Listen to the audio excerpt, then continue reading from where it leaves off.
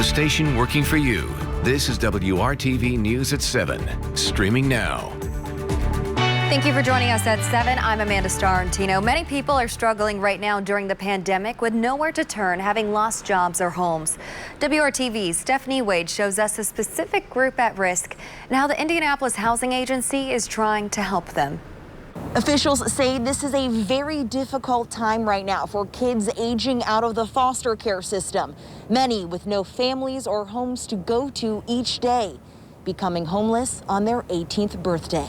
If you are a foster care youth and when you turn 18, you literally have to go. You may be with a foster family. They may not want you to go, but you have to legally exit. And that may be in the middle of the week. It may be in the middle of the winter.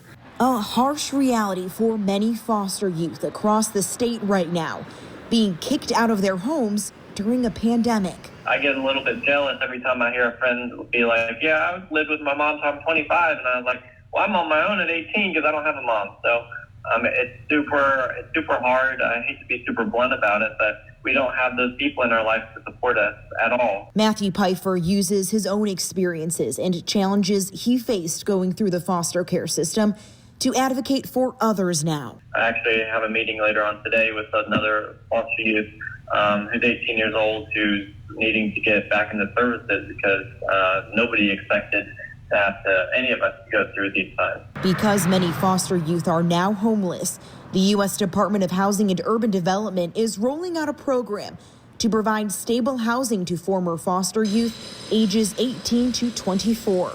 The Indianapolis Housing Agency was awarded $14,000 for the Foster Youth to Independence initiative and has already chosen 3 participants, gifting them vouchers that will financially assist them with housing for up to 3 years. This is a voluntary initiative. We at the Indianapolis Housing Agency, we are the first housing authority in Indiana to sign up and to actually have participants. The executive director says they can issue up to 25 vouchers a year. Here in Indiana, we have nearly 100 housing authorities. Pfeiffer's been working with his local housing authority and wants others across the state to get involved and offer this program to foster youth. I think they're a little bit nervous about getting their hands into it right now, but at the end of the day, we're the ones struggling the most. The foster youth here in East County that are struggling during this pandemic and really need that support. Stephanie Wade, WRTV. Here in Indiana, there are 400 youth that are emancipated each year or leave the foster care system. Nationally, it's estimated there's up to 25,000 youth that exit the foster care system each year and are susceptible to becoming homeless. And continuing coverage of the coronavirus and its impact on Indiana, the State Health Department reports 6 more deaths. 3,047 Hoosiers have now died from the coronavirus, and more than 90,000 Hoosiers have tested positive for the virus. More than 1 million people have been tested in Indiana, with 8.7% testing positive. And a group is encouraging Indianapolis residents to get back downtown as businesses there struggle to recover from the pandemic. Downtown Indy Inc., along with city leaders and the Downtown Recovery Committee, unveiled the new Back Downtown campaign this afternoon. The goal is to reopen the area as a diverse, inclusive, and economically vibrant community. They are calling on residents to support downtown businesses and restaurants while reminding everyone about the public spaces available to maintain safe social distancing. Mayor Joe Hogsett explained why investing in downtown is so important during a pandemic when so much is still uncertain. When that day when visitors can safely return to the tourism centers in America, Indianapolis needs to be positioned as a leader, not a follower. Last week, Downtown Indy Inc. announced the city is putting $750,000 towards safety and security measures, including off-duty IMPD patrols of the Miles Square area on foot and bike and a network of street-level cameras. And the Indianapolis Colts are the latest pro sports team to stop activity in reaction to the police shooting death of Jacob Blake in Kenosha, Wisconsin. Today, the Colts sent out a tweet. It says, instead of practicing, the team will use the day to discuss and work toward making a lasting social impact and inspiring change in our communities. And the Colts' move came after NBA players threw the rest of the league's postseason into doubt, walking off the court in a call for justice for Jacob Blake. The NBA's Board of Governors met today to talk about what to do next. This came after LeBron James and other players said they preferred to cancel the rest of the season. The movement started when the Milwaukee Bucks refused to take the floor for their playoff game last night. Bucks guard and Indianapolis native George Hill says it's something they had to do. When we take the court and represent Milwaukee and Wisconsin, we are expected to play at a high level, give maximum effort, and hold each other accountable. We are demanding the same from lawmakers and law enforcement. And the WNBA, Major League Baseball, and Major League Soccer also postponed games in solidarity. And getting back to normal in Lake Charles, Louisiana will take a long time after a powerful Category 4 Hurricane Laura slammed into the area, leaving behind miles of destruction. Maya Rodriguez is there as residents that evacuated are starting to come home. Residents here in Lake Charles are just starting to ascertain the massive amount of damage all around town. They know they have a very long road ahead to clean up. It doesn't take much to find the damage. It is everywhere here, from gas stations to small businesses to some of the buildings in downtown, which have a number of windows blown out. There is no running water in some places. Trees and power lines are down throughout the area. Crews are still assessing the extent of that damage. Here in Calcasieu Parish, where Lake Charles is located, 98% of customers are without power, along with hundreds of thousands more in an area spanning southwest Louisiana and the Texas-Louisiana border. It could be weeks before some of them get it back. Some residents just started returning to their homes now that the storm has passed. This is the house that I grew up in, so me and my wife just moved back into it and maybe about 2 years ago, and I guess it stood up pretty well from what I can see so far. One bit of good news here, that storm surge that they were expecting from Hurricane Laura here in Lake Charles, which they predicted could have been as high as 9 feet in some spots, just never materialized. And that's good news because it means the cleanup can begin sooner rather than having to wait for that water to recede. In Lake Charles, Louisiana, I'm Maya Rodriguez reporting. And the main impact from Hurricane Laura and the remnants of Laura will stay south of the Ohio River, but our rain chances here over the next 36 hours will be influenced by Laura and a cold front. Then our humidity drops for the weekend. That's good news. Look at Sunday's highlight. Temperatures will be in the 50s when you wake up Sunday morning. There's the spin of the storm in Arkansas, just about ready to lift north of Little Rock, start impacting Memphis. This will curve to the east. Right now, again, the forecast track keeping it just south of the Ohio River. That isn't to say we won't get some rain into the Hoosier State, but I think the heavier rain and the severe threat with the storm will stay south. During the day tomorrow, our best shot at showers and thunderstorms afternoon into tomorrow night. A few may be on the strong side as far as rainfall potential. I think we'll all see some rain, or should by Saturday morning. It'd be disappointing if we don't. But as far as the rainfall potential, how heavy it might be, other than the isolated downpour with the thunderstorms, I don't think we'll get a good soaking general rain. The clouds, what those lead to, and the changes that arrive for the weekend coming up. 3 of the most powerful documents in American history will soon be on full display in Marion County. Earlier today, groundbreaking for the Charters of Freedom display at Fort Harrison State Park. It's a project spearheaded by a group called Foundation Forward, Inc. The outdoor plaza will feature full-scale replicas of the Declaration of Independence, the Constitution, and the Bill of Rights. It will be a permanent outdoor space for the community and park guests to see and read and learn.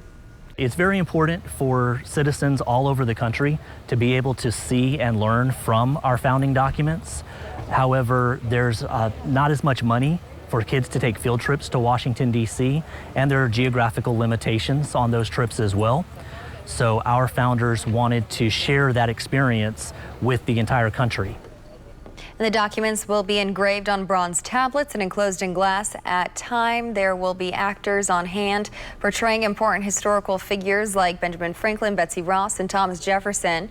Dedication for the Fort Harrison display is set for sometime in late October. This will be the 5th Charters of Freedom display in our state. The foundation hopes to eventually have a display in every county in every state. And there will be plenty of places to vote in November, but will there be enough poll workers to staff them? Next, how Marion County might need your help to make sure people can exercise their right to vote this fall.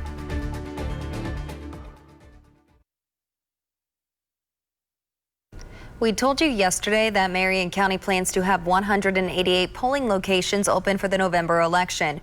But questions remain as to whether they will have enough poll workers. The county's election commission is still looking for additional volunteers just in case, and so are other counties across the state. WRTV's Cornelia Socker talked to a woman who's worked at polling sites since 2006 about why it's an important job. Your number one job is to help people get to exercise one of the greatest rights that we have in a democracy. Erin Kelly is talking about being a poll worker. To actually be a part of a process that makes America work, it's a really rewarding process. In our conversation over Zoom, Erin told me she's been working elections for almost 15 years, but decided to sit out Indiana's 2020 primary because of COVID-19. I have a couple of elderly parents that I help take care of, and at that point in our knowledge about the coronavirus, I didn't feel comfortable eventually putting them at risk. Hoping to address concerns over COVID-19, Secretary Lawson during the state's weekly coronavirus update said voting centers will be prepared with PPE for everyone, poll workers and voters alike. With that in mind, Erin shares what poll volunteers should expect in November.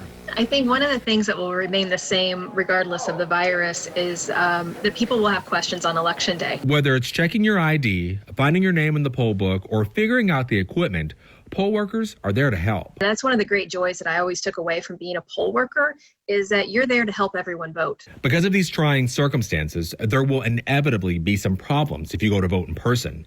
Erin asks that you be patient. The poll workers, those are your friends, your neighbors, your colleagues, people you go to church with. You know, these aren't professional election staff. They're everyday people. So grant them a little grace as well as they're trying to navigate this election, particularly during a pandemic. Working for you, Cornelia Socker, WRTV. And if you would like to be a poll worker, you can find a link in this story on our website at WRTV.com. Kevin. Thunderstorms tomorrow. A few may be severe. This is 4 o'clock in the afternoon. I'll take you through the entire timeline and go into the weekend. Coming up.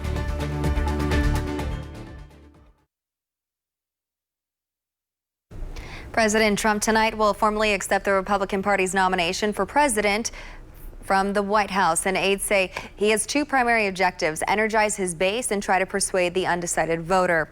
But just who is this undecided voter? Our Joe St. George traveled to one of the most important counties in the country to find out. To understand what President Trump needs to do tonight, head to a diner. Not just any diner. A place where customers know their servers by name. Is Annie still here? Hi, Brian. It also helps to come to one of the most important counties that will decide this election. We're in Luzerne County, Pennsylvania. Population 317,000. One of only 3 counties in the state that went for President Obama twice, but flipped to President Trump 4 years ago. We came to Dee's Diner to find the undecided voter. Do they exist? What's their story? So that tells you how long you've been doing it, how old you are. Robert Rinaldi is a school bus driver. His lunch buddy Gene likes President Trump, but he's just not sure. I'm hearing a lot of these negative stories, and it's confusing me. Like, for instance, this last one that came on with his sister. She's a retired judge.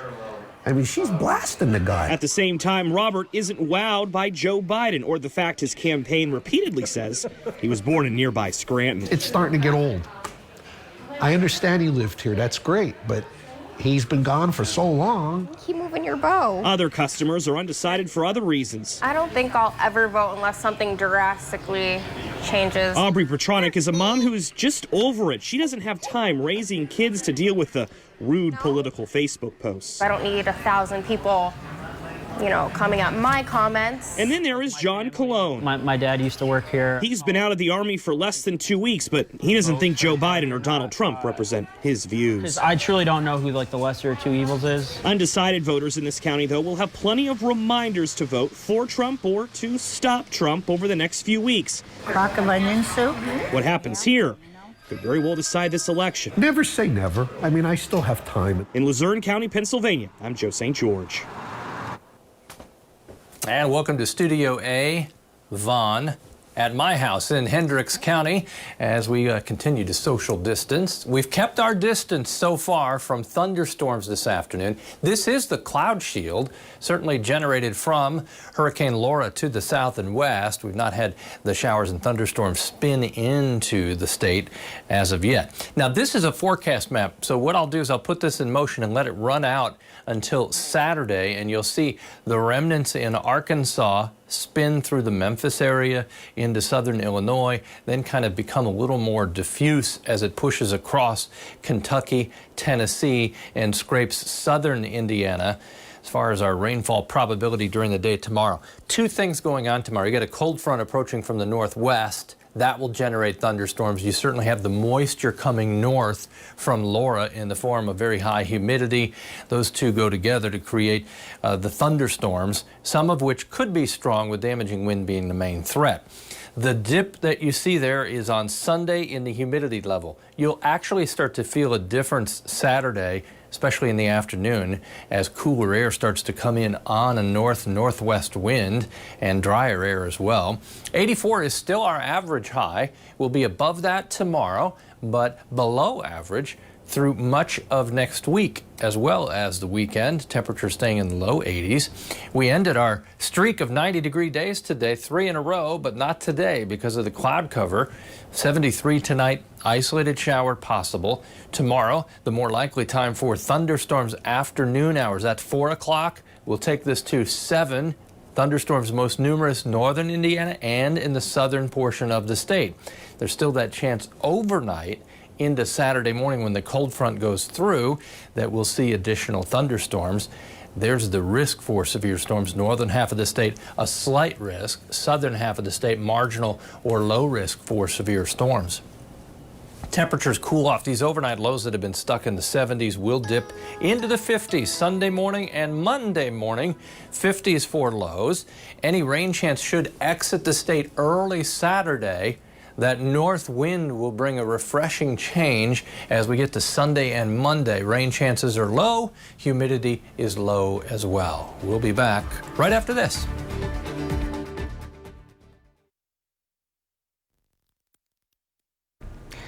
A dog food has been voluntarily recalled due to concerns of salmonella contamination. The recall affects Nature's Menu super premium dog food with a blend of real chicken and quail. It comes after a sample of the product was collected in Georgia and tested positive for salmonella. There are no reports of pets getting sick. The recalled product comes in 3 and 13.5-pound bags and was sold in stores nationwide. If you have some at your house, check the product's lot code at fda.gov to see if yours is included in this recall. You're going to return the unused portion to the store you bought it from for a full refund. Sounds like science fiction, but millions of little robots could someday move within the body to help battle disease or help repair injuries. Researchers say the little robots could be injected into the body and controlled by laser technology. They now want to create sophisticated circuitry to allow the robots to move according to changes within the body. The robots already can survive extreme temperature changes and highly acidic conditions, such as in the gut. Could a wedding be the ultimate weight loss plan? Doctors in Amsterdam studied more than 400 heart attack survivors told to quit smoking, to exercise more and lose weight. 200 spouses joined the programs. In those cases, patients were more than twice as likely to succeed in one of those 3 areas within a year. Patients with a partner were nearly 3 times more likely to lose more weight than those without one. Astronomers found a galaxy that is truly far, far away and looks like it is straight out of Star Wars. The galaxy was discovered several years ago and is 500 million light years away. It has the shape of Darth Vader's TIE fighter from Star Wars. This effect comes from spinning jets of energy combined with dust and gas. Astronomers say the massive black hole at the center of the galaxy is 1 billion times larger than the sun. Wrap your head around that one. Whew. Can't do that. That's simply put. Temperatures tomorrow in the 80s. Thunderstorms develop in the afternoon into the evening. Amanda? Thanks for joining us. We'll see you at 11.